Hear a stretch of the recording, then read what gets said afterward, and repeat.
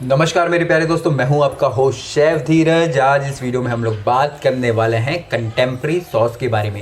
जिस प्रकार से कंटेम्प्रेरी डांस होता है, ट्रेडिशनल डांस होता है, उसी प्रकार से हमारी कंटेम्प्रेरी सॉसेस भी होती हैं। अब ये कंटेम्प्रेरी सॉसेस स्पेशली हमारी आती हैं यूरोपियन कंट्री से, जिनको कि हम लोग कॉन्टिनेंटल कुजीन भी बोलते हैं, या फिर आप इनको इंग्लिश सॉस भी बोल सकते हैं।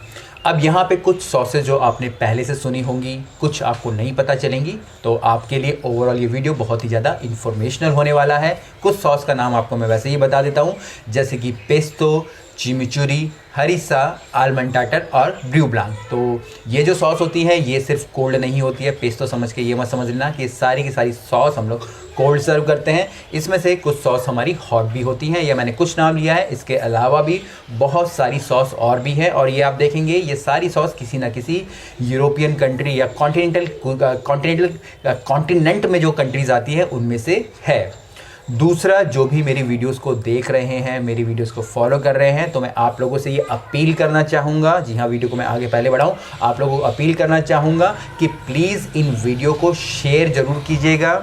चाहे आप किसी भी प्लेटफॉर्म पे देख रहे हों, चाहे आप यूट्यूब पे देख रहे हों, इंस्टाग्राम पे देख रहे हों, टेलीग्राम पे देख रहे हों, फेसबुक पे देख रहे हो, या लिंक्डइन पे देख रहे हो, या कोई और प्लेटफॉर्म हो, तो प्लीज़ वीडियो को शेयर ज़रूर कीजिएगा, और चैनल को भी सब्सक्राइब ज़रूर कर लीजिएगा, और अपने जो कमेंट्स हैं वो ज़रूर डालिएगा, ताकि जो ये प्रीशियस नॉलेज है, मेरा जो प्रीशियस नॉलेज है वो आप तक पहुँचे, और उसके द्वारा आपके द्वारा वो दूसरे लोगों तक भी पहुँचे।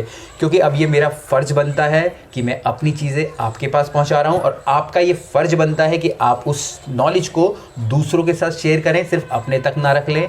हमारे होटल इंडस्ट्री में सबसे बड़ी एक अवधारणा है कि शेफ़ लोग अपना नॉलेज किसी के साथ शेयर नहीं करते। जी हाँ, मैं इतने लोगों के साथ बातें करता हूँ, और आप लोग खुद देखेंगे, आपके सीनियर जूनियर अपने नॉलेज को अपने तक ही बांध के रखते हैं, सीमित रखते हैं, और दूसरों के साथ शेयर नहीं करते हैं। तो प्लीज़ मैं आप लोगों से अपील करता हूं कि इन वीडियोस को ज़रूर शेयर कीजिएगा, और चैनल को सब्सक्राइब कीजिएगा, ताकि आपका नॉलेज दूसरों तक पहुंचे। मेरा नॉलेज तो आप तक पहुंचे ही, और अब मेरा जो नॉलेज है आप तक पहुंचे ही, और आप उस नॉलेज को और आगे स्प्रेड करें। और मैं यहाँ ये भी चाहूँगा कि आपके पास जो नॉलेज है वो आप डिजिटली लेके आएँ और दूसरे लोगों तक पहुँचाएँ। दुनिया बहुत बड़ी है, आप भी कहीं ना कहीं फिट ज़रूर हो जाएंगे, जैसे कि हम लोग यहाँ फिट हो गए हैं। तो चलिए, जो सबसे पहली सॉस है मैं वो ले रहा हूँ यहाँ पे पेस्तो। बड़ी ही फेमस सॉस है, और ये इटली जो कंट्री है हमारा, वहाँ से बिलोंग करती है। आप लोगों ने देखा होगा, बेसिकली हम लोग ये ग्रीन कलर की बनाते हैं, पर ये कई सारे आपके इटली के ऐसे भी पार्ट है जहाँ पे ये टमाटो बेस बनती है। अगर ग्रीन की बात करें तो जो बेसिक इंग्रेडिएंट इसमें हमारा होता है वो होता है हमारा बेसिल। दूसरा, इसमें जो मेन इंग्रेडिएंट हमारा होता है, हमारे होते हैं पाइनट्स। इंडिया में कहीं कहीं हम लोग काजू, कहीं कहीं हम लोग बादाम भी यूज़ करते हैं, पर एक्चुअली में, या फिर अखरोट भी यूज़ करते हैं, पर एक्चुअली में इसके अंदर हमारे पाइनट्स यूज़ होते हैं। इसके अलावा इसमें हम लोग गार्लिक, ऑलिव ऑयल यूज़ करते हैं, और हमारी पार्मेसन चीज़। तो ये बेसिक इंग्रेडिएंट हैं हमारे पेस्तो के। ये हम लोग सैलेड्स में यूज़ करते हैं, एज ए ड्रेसिंग यूज़ करते हैं, और आप देखेंगे पास्ता में भी इसका यूज़ होता है। इसके बाद जो दूसरी सॉस है वो है चिमिचुरी। चिमिचुरी सॉस हमारी अर्जेंटीना से बिलोंग करती है। अब ये चिमिचुरी और जो पेस्तो अगर आप देखेंगे सिमिलर एक ही है, पर यहाँ पे हम हर्ब्स का इस्तेमाल करते हैं। हमारे यहाँ पे पार्सले उसमें ऐड हो जाता है। हम लोग यहाँ पे चिली फ्लेक्स यूज़ करते हैं, ऑर्गेनो, या फिर अगर कोई और ग्रीन हर्ब्स हैं, और साथ साथ ऑलिव ऑयल। तो ये बेसिकली हम लोग सर्व करते हैं हमारे जो स्टेक्स होते हैं उनके साथ। तो ये भी खाने में बड़ी ही थोड़ी सी टैंगी आप बोल सकते हैं थोड़ी, क्योंकि इसमें चिली होती है, या और इसमें कहीं कहीं पे आप देखेंगे पेपर्स का भी इस्तेमाल किया जाता है। थोड़े से इंग्रेडिएंट ऊपर नीचे हो सकते हैं, क्योंकि जो भी मैंने अपने एक्सपीरियंस से सीखा है मैं आपको वो बताने की कोशिश कर रहा हूँ। हो सकता है अगर आपने कहीं देखी हो तो उनके कुछ इंग्रेडिएंट थोड़े से डिफरेंट हो जाए। इसके बाद जो मैं तीसरी कंटेम्प्रेरी सॉस का नाम ले रहा हूँ, या मैं आपको बता रहा हूँ, वो है हमारी हरीसा। हरीसा हमारी नॉर्थ अफ्रीका की एक बहुत ही फेमस आप बोल सकते हैं एक कंटेम्प्रेरी सॉस है। स्पेशली आपके जो मोरक्कन कंट्री है वहाँ पे इसका यूज़ किया जाता है। अब इस हरीसा का जो मेन इंग्रेडिएंट होता है वो हमारी रेड चिली ही होती हैं। साथ साथ इसमें हमारे जो रेड पेपर्स होते हैं उनकी प्यूरी ऐड की जाती है। इवन इसके अंदर आपको गार्लिक भी मिल जाएगा, ऑलिव ऑयल मिल जाएगा, और आपको इसके अंदर थोड़ा आप इंडियन स्पाइसेस जैसे कि आपके क्यूमिन वगैरह इसके अंदर आपको मिल जाएंगे। और ये वहाँ पे वो अपने जो टेबल पे एक कॉन्डिमेंट के तौर पे भी इसका इस्तेमाल करते हैं, और ख़ासकर इसको वो लोग सर्व करते हैं यहाँ हमारे खुसखुस के साथ। खुसखुस वो लोग मेन कोर्स में भी खाते हैं, सैलड में भी खाते हैं, तो उनके लिए ये बड़ा ही आप बोल सकते हैं चटनी के तौर पे वो उसका इस्तेमाल कर सकते हैं, अगर मैं अपनी हिंदुस्तानी लैंग्वेज में बोलूँ। इसके बाद जो नेक्स्ट मैं कंटेम्प्रेरी सॉस बता रहा हूँ वो है हमारी आलमंड टाटर। आलमंड टाटर आप लोगों ने पहली बार ही सुना होगा, मैक्सिमम लोगों ने, कमेंट करके नीचे बताइएगा।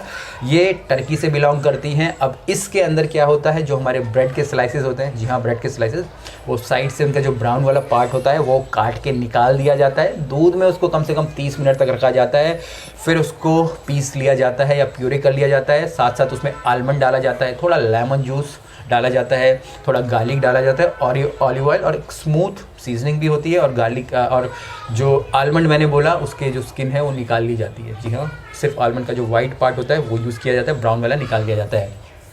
तो पूरा पीस के एक स्मूथ सॉस बनाया जाता है, और जिसको कि सर्व किया जाता है हमारे स्टेक्स के साथ, या फिर कोई भी एक फ्राइड डिशेस होगी उनके साथ। इवन अगर आप देखेंगे हमारे जो टर्की में हम लोग एक पिकल्ड, या मुरक्कन में हम लोग एक पिकल्ड लेमन का भी यूज़ कर सकते हैं, पर उसकी बात कभी बाद में करेंगे। तो आलमंड टाटर आप बोल सकते हैं टर्की की बहुत ही फेमस कंटेम्प्रेरी सॉस है। जो सबसे लास्ट में मैं यहाँ पे ले रहा हूँ वो है ब्रू ब्लांक। ब्रू ब्लांक आप लोगों ने सुना होगा अगर आप कॉन्टिनेंटल कुजीन में हैं। तो एक ये फ्रेंच सॉस होती है जो कि सर्व की जाती है हमारे सी फूड के साथ। जी हाँ, स्पेशली अगर हम लोग ग्रिल्ड फिश बना रहे हैं वहाँ पे सर्व की जाती है, और ये एक तरह की वार्म सॉस होती है।